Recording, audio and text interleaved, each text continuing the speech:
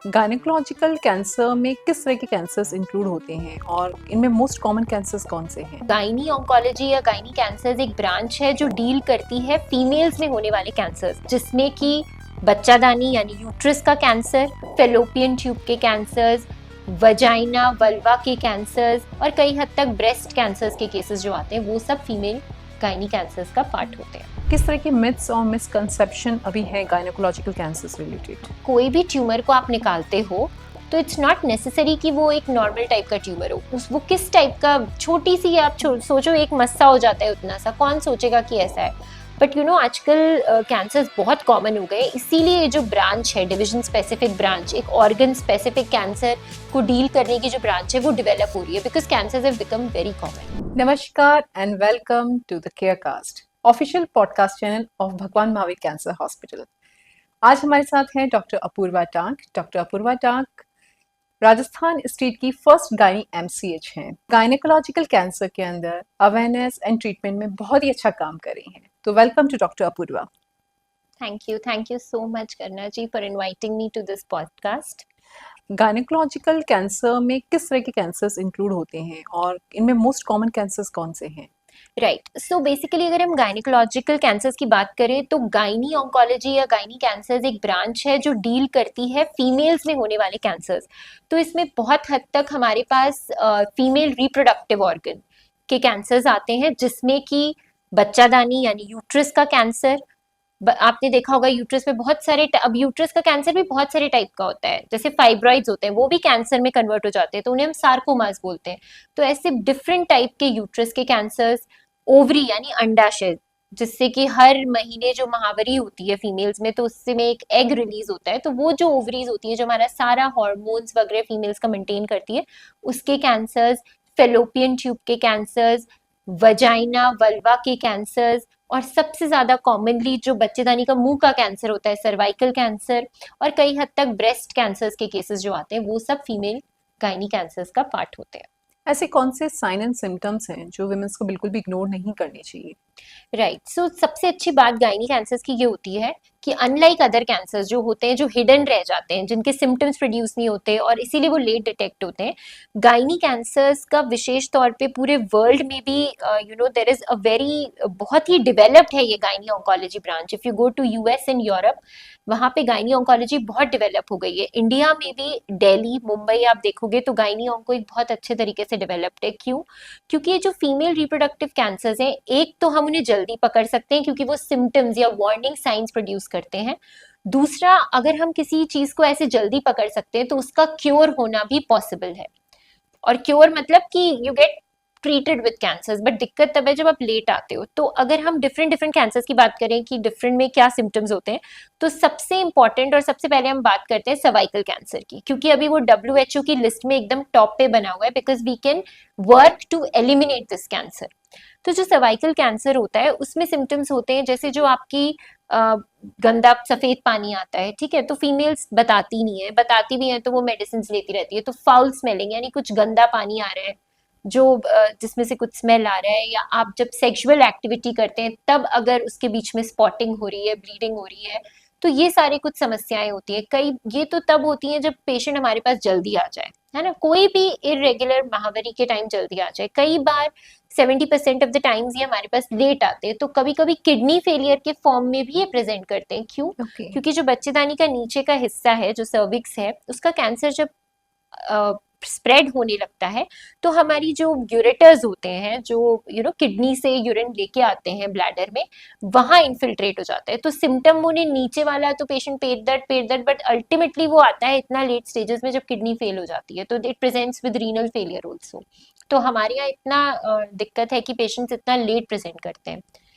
रही बात बच्चेदानी के कैंसर की, तो जो वेस्टर्नाइजेशन हो रहा है अभी, अगर मैं बात करूं हाई सोशो इकोनॉमिक क्लास की, तो फाइब्रॉइड्स और ये वाली बल्कि यूट्रस, ये सब बहुत सोनोग्राफीज में आपने देखा होगा। अभी हाल ही में मेरे पास 2-3 दिन पहले एक पेशेंट आई है जिनका एक सिंपल फाइब्रॉइड सर्जरी, फाइब्रॉइड सोच के बाहर ऑपरेट हुई है, लेकिन वो लियोमायोसार्कोमा आया है।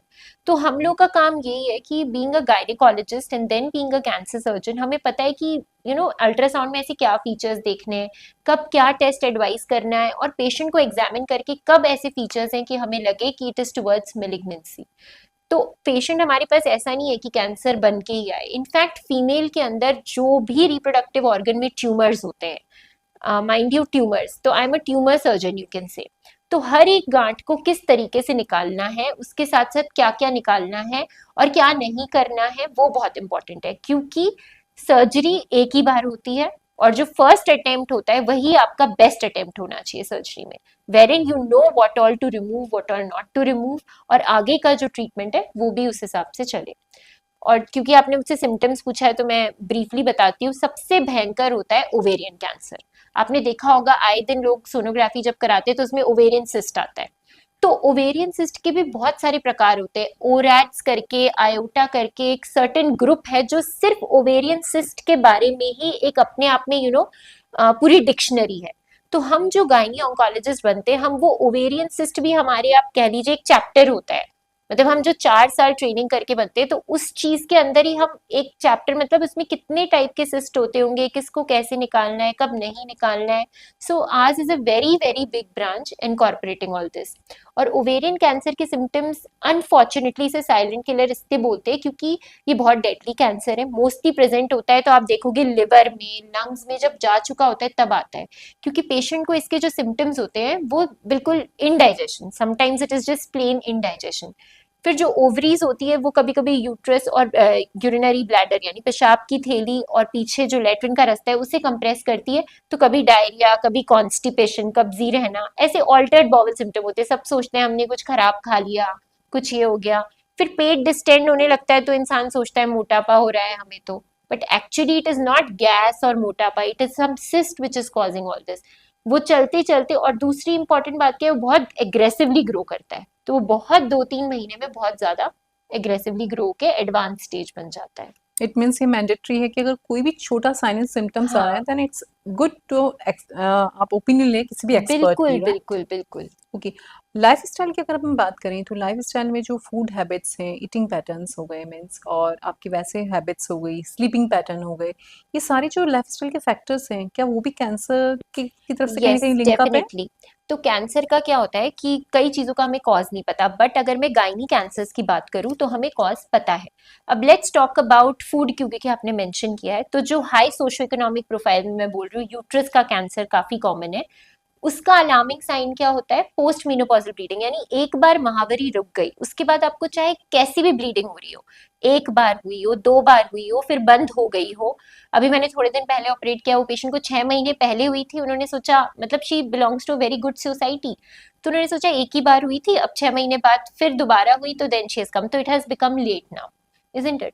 तो इसमें क्या होता है कि जो वेस्टर्नाइजेशन के साथ साथ ओबेसिटी, थोड़ा सा हमारे यहाँ obesity is a high risk factor for endometrial cancer.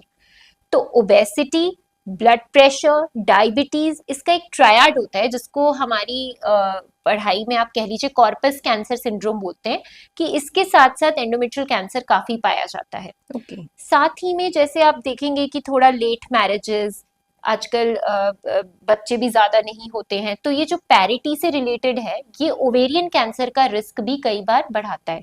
और भी ज्यादा हमारे यहाँ जो कॉमन है कि ना, बर्थ कंट्रोल पिल्स खाते रहते हैं, वो 21-21 दिन की गोलियां लोग, पेशेंट्स आते हैं वो खाते ही चल रहे हैं, मतलब बच्चा ना लगे उसके लिए, क्योंकि कई मिसकंसेप्शन है लोगों में, कॉपर्टी तो नहीं डलवाना है ना, ट्यूबल स्टरलाइजेशन ऑपरेशन नहीं कराना है, बस हम तो ये पिल्स खा रहे हैं। तो इससे जो भी हार्मोनल इम्बैलेंस होता है, it can definitely in the long run lead to this.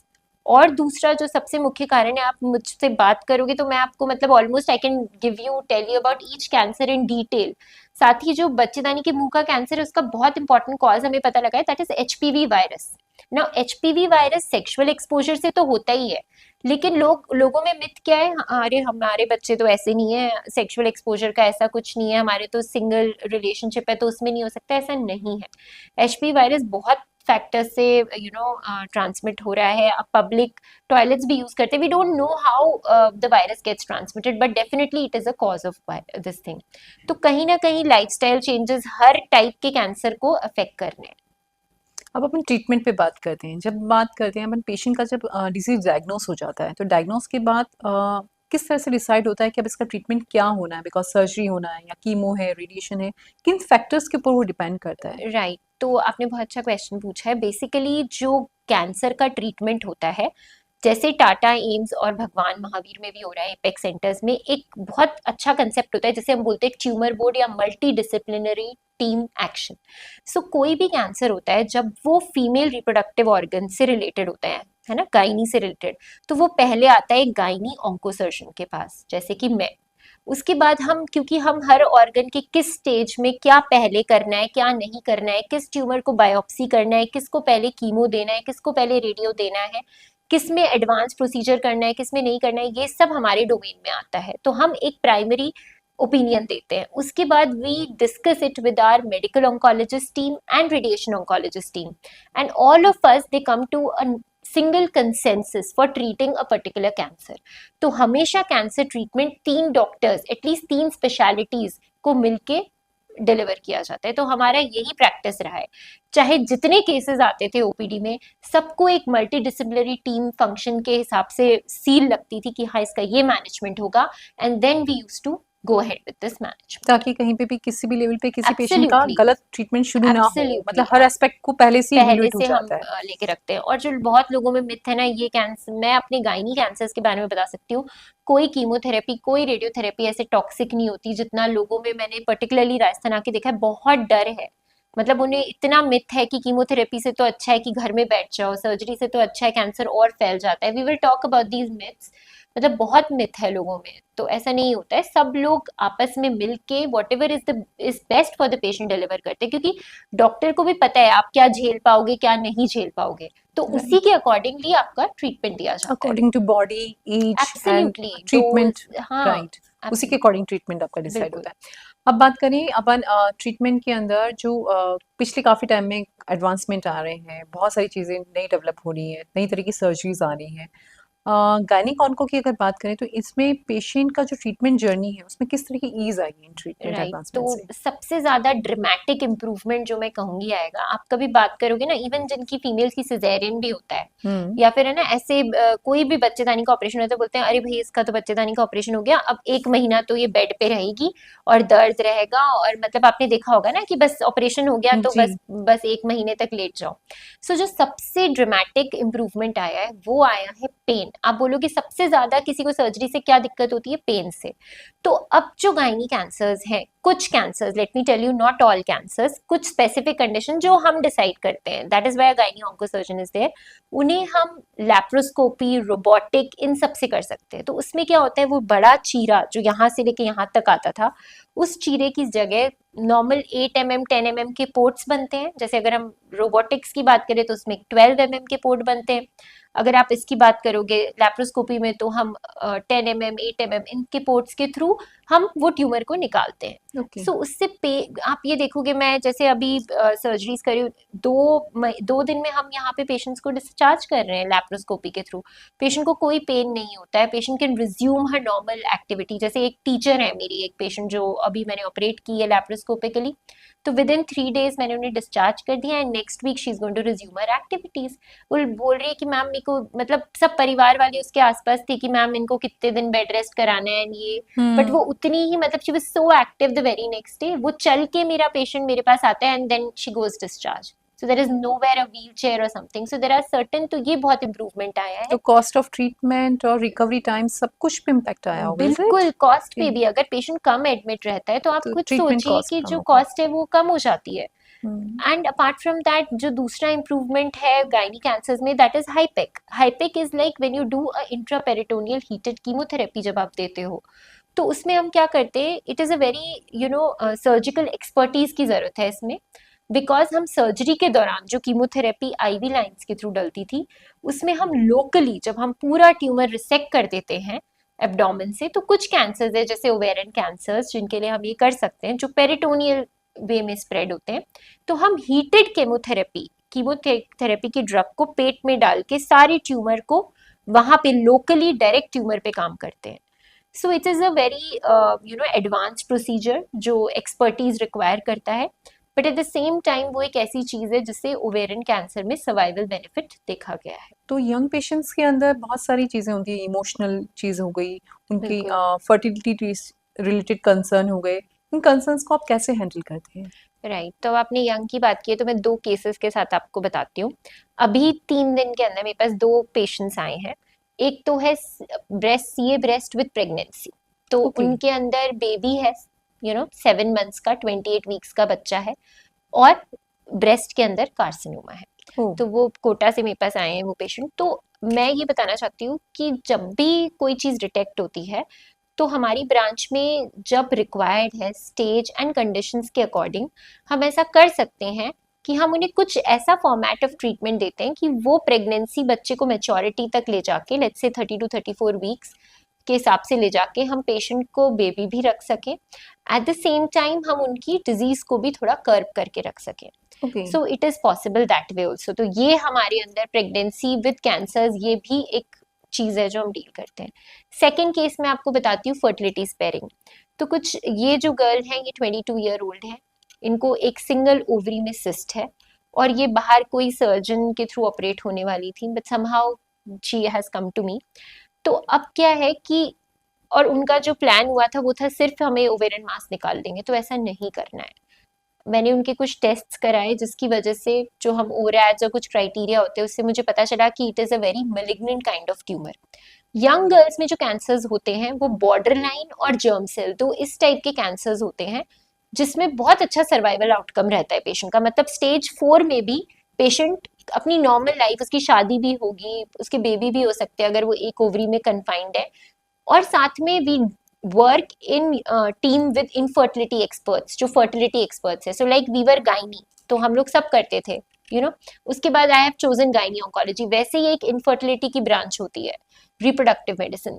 तो अब उन लोगों के साथ कोऑर्डिनेट करके हम उस यंग गर्ल के ओवम यानी एग्स प्रिजर्व कर सकते हैं, या फिर अगर कोई मैरिड है और यंग है तो हम उसका एम्ब्रियो प्रिजर्व कर सकते हैं, जो कि हम बाद में ट्रीटमेंट के बाद हम उसमें इम्प्लांट करके उसका खुद का genetic baby if she wants तो वो भी पॉसिबल है. So there are very very lot many advances, but the patient should come to us so that we can actually deal with all these situations. And बाहर जो ये एक ovarian cyst है, ovary निकाल देते हैं, फिर वो वहां पे खत्म कहानी. एक बार आपने गलत ऑपरेशन करा दिया या अपने सिस्ट को इवेल्युएट नहीं किया, उसके बाद जब वापस वाली सेटिंग में हमारे पास ये सब ऑप्शंस जो पहले थे वो सब खत्म हो जाते हैं. इसलिए I want to stress upon that कि आप अपनी गायनेक ऑन्को के पास, because we are not only dealing with just cancers, we are dealing as a gynaec with any tumour. Right. तो आप उनसे पहले ओपिनियन लो और सही डायरेक्शन में जाके काम करो, because once done is it is we can not change what is done in the past, so that awareness is required. अब बात करें अपन मिथ्स की, तो किस तरह के मिथ्स और मिसकंसेप्शन अभी है गायनेकोलॉजिकल कैंसर से रिलेटेड? बहुत मिथ्स मैंने अपनी ओपीडी में देखे हैं. तो सबसे पहला मिथ जो मैंने देखा है, कोई भी गांठ होती है बच्चेदानी में, बच्चेदानी वाले रिप्रोडक्टिव ऑर्गन में, बस गांठ निकलवा लो तो ट्रीटमेंट हो जाता है. तो ऐसा नहीं होता. Again I will give you example with 2 cases. एक केस था जो वजाइना यानी जो योनी होती है, तो वजाइना में उनको एक छोटा सा 3 into 2 सेंटीमीटर्स का ट्यूमर था. उन्होंने क्या किया, बाहर ऑपरेट कराया, तो जो भी टेस्ट किए उन्होंने पता नहीं चला, क्योंकि वो रेयर टाइप का कैंसर था जिसे हम मेलिग्नेंट मेलानोमा बोलते हैं, बट वो बहुत डेंजरस मेलिग्नेंसी होती है क्योंकि बहुत फास्ट स्प्रेड करती है. तो अब जिसने भी सोचा उन्होंने क्या किया कि वो वेजाइना नीचे वाले हिस्से से ट्यूमर निकाल दिया और बच्चेदानी निकाल दी नीचे वाले रास्ते से. उन्हें लगा बस ये निकाल दिया तो हो गया. जब पेशेंट मेरे पास आई है वो बस 28 डेज बाद आई है ऑपरेट होने के. ठीक है, मैंने एक पेट स्कैन कराया, ऑलरेडी ट्यूमर लंग्स में है. तो आपको ये समझना पड़ेगा कि कोई भी ट्यूमर को आप निकालते हो तो इट्स नॉट नेसेसरी कि वो एक नॉर्मल टाइप का ट्यूमर हो. वो किस टाइप का, छोटी सी आप सोचो एक मस्सा हो जाता है उतना सा, कौन सोचेगा कि ऐसा है. बट आजकल कैंसर्स बहुत कॉमन हो गए, इसीलिए जो ब्रांच है डिवीजन स्पेसिफिक ब्रांच, एक ऑर्गन स्पेसिफिक कैंसर को डील करने की जो ब्रांच है वो डेवलप हो रही है, because cancers have become very common. It means it's highly recommended, because आप ट्रीटमेंट कोई भी स्टार्ट करो तो एक स्पेशलाइज्ड डॉक्टर से जरूर कंसल्ट करो. दूसरा एग्जांपल मैंने आपको फाइब्रॉइड का दिया. फाइब्रॉइड कितना कॉमन है, आप सोनोग्राफी कराओ, फाइब्रॉइड या सिस्ट सबको निकलेगा. अब उन्होंने बच्चेदानी निकलवा ली, लेकिन वो फाइब्रॉइड क्या आया, लियोमायोसार्कोमा चेंजेस आए हैं। उसके बाद हमने पेट कराया तो उनका सर्वाइकल स्पाइन में जाके यहाँ पे एक सिंगल मेटास्टेसिस है। ओके। तो बहुत चीजें होती है, मतलब आप पहले से डरो नहीं, लेकिन हर चीज का मैनेजमेंट बच्चेदानी या ट्यूमर जहां है उसको निकाल देना नहीं होता है। This is very important to understand. Right. आपके अकॉर्डिंग अर्ली डिटेक्शन, स्क्रीनिंग, ये कितना इम्पोर्टेंट रोल प्ले करते हैं? सो बहुत बहुत इंपॉर्टेंट रोल प्ले करते हैं for any cancer for that matter, but for gynae cancers definitely, क्योंकि हर एक चीज को हम पकड़ सकते हैं। स्क्रीनिंग, आपको सिम्टम्स के लिए अवेयर रहना है। आपको बता दिया कि ब्लीडिंग जो होती है, जो नॉर्मल महावरी होती है, उसमें से कुछ भी इरेगुलर हो रहा है, हैवी हो रही है, क्लॉट्स जा रहे हैं, बीच में हो रही है, कोई डिस्चार्ज हो रहा है, तुरंत दिखाना है। इसको पकड़ने के लिए सोनोग्राफीज, जो चेकअप्स होते हैं, अपने रेगुलर चेकअप्स कराइए। बस एक काम छोड़ दीजिए कि मेडिसिन जाके खुद ले लेना, ऐसा नहीं करना है। अपने टेस्ट से नहीं घबराना है। और गायनी के जो टेस्ट होते हैं गायनी कैंसर्स को पकड़ने के लिए, they are very very much painless OPD procedures होते हैं, ठीक है। तो हमारे पास जैसे सर्वाइकल कैंसर को पकड़ने के लिए पैप्समियर, आजकल एचपीवी डीएनए, उससे एडवांस टेक्निक्स कॉल्पोस्कोपी, जो कि आगे आने वाले 10 सालों में अगर आपको कैंसर होने वाला है उसको पहले पकड़ सकते हैं। तो कोई ऐसा कैंसर जो हर 8 मिनट में एक महिला को हो रहा है, एक महिला उसकी वजह से हो नहीं रहा है, एक्सपायर हो रही है, इतना कॉमन है सर्वाइकल कैंसर। जब आप उसको होने से पहले 10 साल पहले पकड़ सकते हो, और हमारे यहाँ तो भगवान महावीर ने एक बहुत अच्छी सर्विसेज चालू कर रखी है बहुत टाइम से, जिसे हम बोलते हैं कैंसर जांच आपके द्वार। So we have a whole a bus which is dedicated to detect cancers in women early. So this is a work of our women cancer wing, जो कि डेडिकेटेड फीमेल कैंसर्स पे काम कर रही है। तो we can detect cervical cancer, जिसके लिए पैप्समियर है। अंडाशय का कैंसर या अंडाशय की गांठ, वो गंभीर तो नहीं है, तो उसके लिए हम एक CA-125 और अल्ट्रासाउंड का टेस्ट करते हैं, वो भी उसमें हमारे पास अवेलेबल है। और जो सबसे ज्यादा कॉमन फीमेल्स में कैंसर है वो है ब्रेस्ट कैंसर। तो ब्रेस्ट कैंसर को पकड़ने के लिए जो अलग अलग कंट्रीज की अलग अलग रिकमेंडेशंस हैं, इंडिया के अंदर जैसे वेस्टर्न वर्ल्ड में और भी ज्यादा कॉमन है, तो यंग एज से स्टार्ट हो जाता है। इंडिया के अंदर हम एटलीस्ट बोलते हैं कि 40 इयर्स की एज के बाद आपको, और नहीं तो 2 साल में एक बार मैमोग्राफी करानी है। और पर्टिकुलरली अगर आपकी फैमिली में कोई कैंसर की हिस्ट्री रही है, किसी को ब्रेस्ट या अंडाशय का कैंसर हुआ है, तो आपको और भी ज्यादा एक्टिव होके चेकअप्स कराने। चेकअप्स तो हर एक फीमेल को कराने हैं। और ये ध्यान रखिए, कैंसर चेकअप्स कराने तब होते हैं जब आपको कोई प्रॉब्लम नहीं है, समझ रहे हैं। स्क्रीनिंग टेस्ट का मतलब होता है जब आप बिल्कुल, आप या मैं जो नॉर्मल बैठे हुए हैं उनको करवाने हैं। Right. So this is what is screening. अक्सर लोगों में ये धारणा रहती है कि कैंसर का ट्रीटमेंट तो बहुत महंगा होता है। गायनेकोलॉजिकल कैंसर के अंदर हम बात करें तो क्या है, ट्रीटमेंट बहुत एक्सपेंसिव है? ऐसा नहीं है। और राजस्थान में तो आप देखिए, पर्टिकुलरली मैं बताती हूँ कि इतनी स्कीम्स हैं, और भगवान महावीर कैंसर हॉस्पिटल में सारी स्कीम्स अवेलेबल है। ओके। तो कैंसर स्कीम्स के अंदर तो ट्रीटमेंट फ्री ऑफ कॉस्ट ही हो रहा है ऑलमोस्ट। और भी जो पेशेंट्स जो किसी पैनल में नहीं फॉल करते हैं, तो उनके लिए हमारे पास स्पेशल सर्विसेज हैं, स्पेशल वेलफेयर फंड्स हैं, जिसके लिए हम स्पेशली गायनी कैंसर्स के लिए we treat them, try to treat them free of cost. तो ऐसा नहीं है कि कैंसर्स का ट्रीटमेंट ज्यादा है। आप ये सोचो, आप ट्रीटमेंट से बचने के लिए, एक हमारे यहाँ तो गांव में तो बच्चेदानी इतने से रुपए में निकाल रहे थे, बट आप वो सोचो कि उसके बाद जो कहानी शुरू होगी वो फिर अनएंडिंग कॉस्ट से रिलेटेड होगी। सो अपनी हेल्थ के लिए, और इतना तो हर एक इंसान के पास है, मैं मानती हूँ, अपनी हेल्थ के लिए if you give devote some amount, और वो भी इतना कोई एब्सर्ड ज्यादा नहीं है। आई थिंक बाहर के, मैं हर जगह हर सिटी में मैंने काम किया है, हर मेट्रो में काम किया है, तो आई नो कि बाहर की कॉस्ट के कंपैरिजन में वही सारी फैसिलिटीज हमारे पास यहाँ राजस्थान में, लोग अहमदाबाद जाएंगे, लोग दिल्ली जाएंगे, लोग बॉम्बे जाएंगे, है ना, वहां पे आप मनी स्पेंड करेंगे। लेकिन अब हम सब टाटा, बॉम्बे, एम्स, दिल्ली, यहाँ सबसे train surgeons we are there in your in your state, और हम वही फैसिलिटीज प्रोवाइड कर रहे हैं अंडर दो schemes. So the scenario has changed. The cost has come down remarkably. It's something what Narendra Modi ji has also done, his government, and even everybody has worked. We have good tertiary level care centers reaching almost every good city of our country. हाँ, आप young जो भी women's हैं या इस programme के through लोगों को क्या मैसेज कम्युनिकेट करना चाहेंगे? हाँ, तो मेरा बहुत स्ट्रॉन्ग मैसेज ये है हर फीमेल को कि you have to look after yourself. सबसे ज्यादा HPV वैक्सीन आ गया है, a vaccine which can prevent cancers in you. And there are test for बच्चेदानी के हर अंग के लिए, उसमें कैंसर बन तो नहीं रहा, उसको बचने के लिए आपके पास टेस्ट है। तो अपने आप को दिखाना है, अपने सिम्टम्स को इग्नोर नहीं करना है। चाहे आपको बस ऐसी अनयूजुअल फीलिंग हो ना, I am not feeling well, तो I am not feeling well is a symptom, could be a symptom of ovarian cancer. तो आप अपना एक थरो चेकअप कराओ, है ना। बहुत सारी चीजें अंदर निकलती है जो आपने कभी नहीं सोची होंगी। So not ignoring your symptoms, being aware. And हम लोग के बहुत सारे अभी तो podcast and channels and something which you are doing Karuna ji and our hospitals also doing, हमारे पास इतनी सारे मोड है कि we can get awareness. Healthy diet follow करना है, स्ट्रेस एक बहुत बड़ा फैक्टर है डेफिनेटली कैंसर्स के लिए, तो योगा करना, थोड़ा एक्सरसाइज करना, गुड डाइट लेना, हेल्दी रोज तो नहीं हो सकता लेकिन अ बैलेंस्ड मील लेना। So all of it is very important and not to be afraid. And you have something called gynae oncology department, जहाँ पे कोई भी ट्यूमर लेके आप पहुंच सकते हैं। उस ट्यूमर का क्या इलाज होना चाहिए उसको कराने से पहले आपको राय जरूर लेनी चाहिए, सो दैट हम जो ये आफ्टर माथ होता है उससे हम बच सकें। Thank you so much doctor Apurva, आपने इतने वैल्यूबल इंसाइट हमारे साथ शेयर थैंक यू किए। So much. And thanks. Actual में ये बहुत ज़्यादा ज़रूरी है कि हम किसी भी साइन एंड सिम्टम्स को एक बहुत अच्छे से, हमें बहुत लंबे टाइम तक अपीयर हों, उसके बाद हम उनका वेट करें, उसके बाद हम एक्सपर्ट से मिलें और उसके बाद स्क्रीनिंग करवाएं।